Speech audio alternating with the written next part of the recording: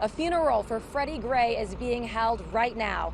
On April 12th, the 25-year-old was arrested. He suffered a fatal spinal cord injury in police custody, and he died a week later. Let's take a live look inside the funeral. Right now, Elijah Cummings is speaking to the crowd of mourners. This church can hold up to 2,500 people, and it's nearly filled to capacity with friends, family, and people from the community coming to pay their final respects. Gray's death has sparked protests across the city as the investigation continues into his death. The community now saying goodbye.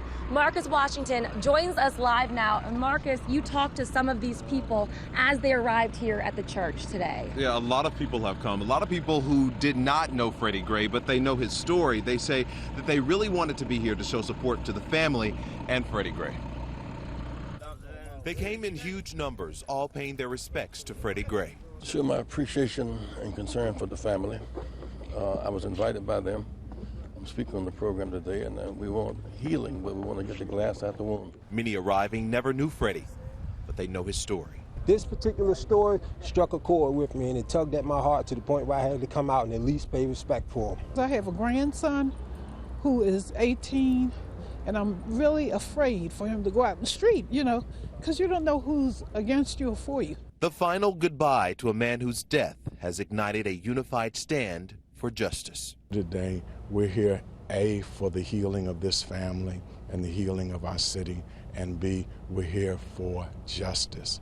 Today, healing, tomorrow, justice. And I was just inside at the funeral. A lot of people here. They're actually in overflow because so many people are here wanting to pay their respects to Freddie Gray and his family. And the family has said that they don't want any protests today because they want this to be a day of peace. And you talked to Reverend Jesse Jackson, who is actually going to deliver the closing remarks today at the funeral. Yeah, he's actually invited by the family today, so he says he was just had to be here today. And as you said, they're asking for no demonstrations, no protests, out of respect for the funeral. Demonstrators have been protesting since Freddie died about a week ago. And protests this past weekend took a chaotic turn. Stores and cars damaged, dozens of people arrested. Derek Valcourt is live with more on the aftermath and what's going to happen next. Derek. Well, in all, 35 people arrested, Lynn, in those protests that really took a violent turn and have some people calling those protests an embarrassment to the city.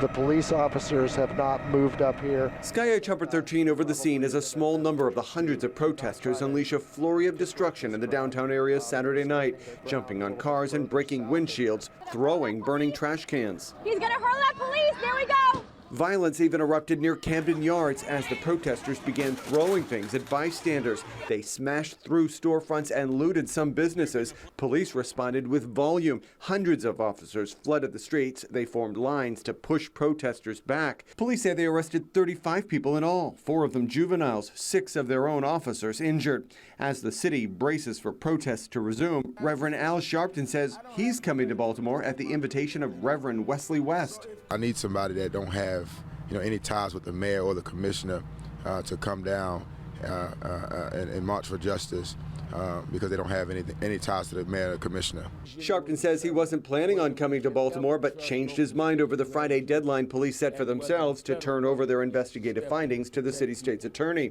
saying, "I am saddened and disappointed that there may now not be a report released on May 1st. It is concerning to me that the deadline that the police themselves had set and announced, they have now conveniently changed." City police dispute that, saying they still intend to turn over their information to the city state's attorney by Friday. To be clear, police did not say they would release all of their investigative findings to the public on Friday, only that they would turn their findings over to the city state's attorney's office. And also, to be clear, the city state's attorney's office is not expected to announce a decision on whether those officers should face any charges this weekend. In fact, we don't know when that will happen.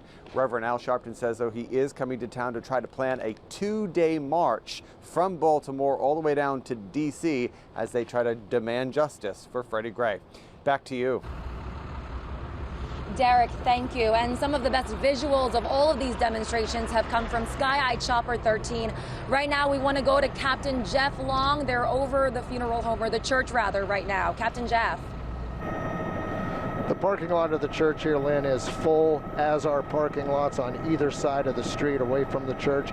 Traffic is moving through the streets, but both sides of the streets lined with cars, and we see some people lining up on the sidewalks and gathering on the corners just across the street from the church. Reporting live from Sky Chopper 13, I'm Captain Jeff Long. Back to you. Captain Jeff, thank you. And stay with WJZ for complete coverage of the Freddie Gray death investigation and the resulting protests. Keep it here for more on the investigation and today's funeral. You can always go to cbsbaltimore.com. Jess, back to you.